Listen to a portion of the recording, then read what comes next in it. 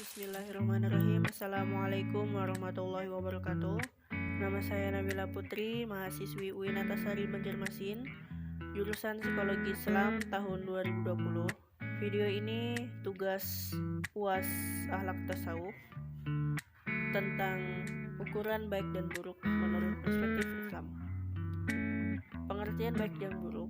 Yang pertama, dari segi bahasa atau etimologi, baik adalah terjemahan dari kata khair dalam bahasa Arab atau good dalam bahasa Inggris. Baik atau kebaikan adalah segala sesuatu yang berhubungan dengan yang luhur, bermartabat, menyenangkan dan disukai manusia. Sedangkan yang buruk adalah syarr dalam bahasa Arab atau sesuatu yang dinilai sebaliknya dari yang baik. Ialah sesuatu yang hina, rendah, menyusahkan, dan tidak disukai kehadirannya oleh manusia. Secara terminologi atau istilah, kebaikan didefinisikan secara berbeda-beda. Hal ini karena ukuran penentu yang baik dan buruk sesuatu yang bias, bisa bersumber dari Tuhan, wahyu atau agama, dan manusia, yaitu akal dan filsafat. Ada beberapa pengertian baik dan buruk menurut beberapa aliran. Yang pertama, menurut adat istiadat atau sosialisme. Menurut aliran ini, baik dan buruk ditentukan berdasarkan adat istiadat yang berlaku dan dipegang teguh oleh masyarakat. Adat istiadat selanjutnya disebut pula sebagai pendapat umum dan kadangkala disebut juga sebagai pendapat para tetua. Contoh adalah orang yang menikah di luar adat kebiasaan suatu daerah yang masih tradisional, yang masih memegang erat adat istiadat mereka, akan dinilai buruk di masyarakat sekitar.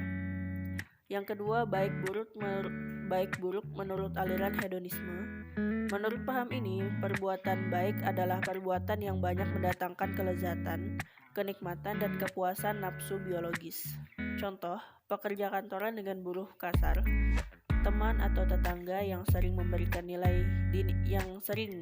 dinilai baik karena memberikan kesenangan. Lalu, baik buruk menurut paham utilitarisme. Secara harfiah, utilis artinya berguna. Menurut paham ini, sesuatu yang baik adalah sesuatu yang berguna. Contoh, karyawan yang kerjanya rajin bisa dimanfaatkan dinilai baik, sedangkan yang tidak memberikan keuntungan dinilai buruk.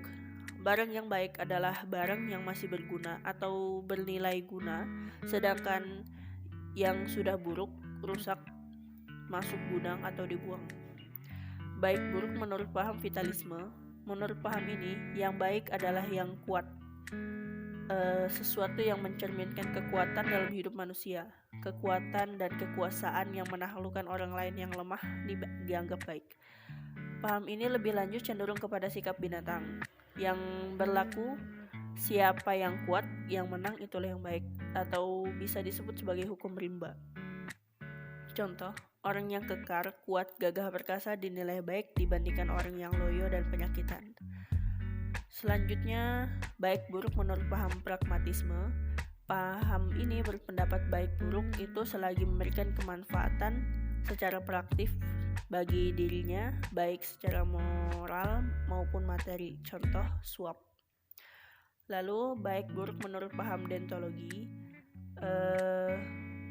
Baik buruk menurut paham ini bukan berdasarkan tujuan atau akibatnya, melainkan dasar tindakan itu dilaksanakan berdasarkan kewajiban yang memang harus dilaksanakan terlepas dari tujuan atau akibat dari tindakan tersebut.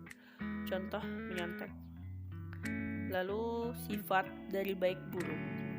Sifat dan corak baik buruk itu didasarkan pada pandangan filsafat, yaitu sesuai dengan sifat filsafat, yaitu yakini berubah-ubah, relatif, dan tidak universal. Sedangkan baik buruk yang didasarkan kepada agama akan tetap berlaku umum atau universal dan sepanjang masa berlakunya.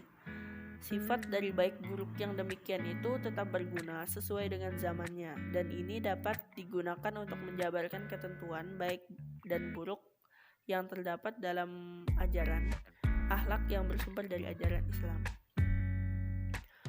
Lalu, apa sih baik dan buruk menurut ajaran Islam tuh?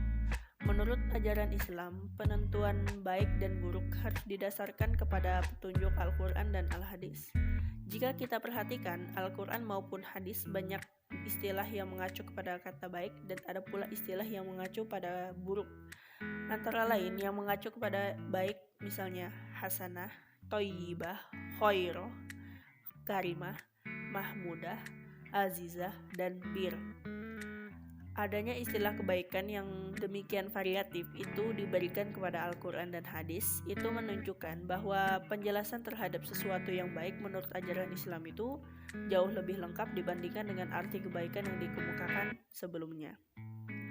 Lalu kisah-kisahnya, ada suatu ketika Rasulullah SAW ditanya, siapa manusia terbaik? Beliau menjawab, orang yang panjang usianya dan baik amalannya. Beliau kembali ditanya, lalu siapakah manusia terburuk? Jawab Rasul, orang yang panjang usianya tetapi jelek amalannya. Hadis riwayat At-Tirmizi. Karena itu, generasi saleh terdahulu begitu menghargai waktu. Usia singkat yang Allah karuniakan kepada mereka benar-benar dimanfaatkan untuk amal-amal positif hingga melahirkan banyak karya monumental. Lalu ada seorang imam nama Nawawi yang berusia tak lebih dari 400 tahun tetapi berhasil menulis sekitar 500 buku. Salah satunya kitab Riyadhus Shalihin yang telah diterjemahkan ke dalam berbagai bahasa di dunia. Lewat karya-karya dan jasa-jasa yang ditorehkan itu, hidup mereka membentang hingga akhir zaman jauh melampaui usia biologisnya. Mereka itulah teladan umat yang mampu meresapi keluruhan Nabi Muhammad SAW dalam sabdanya.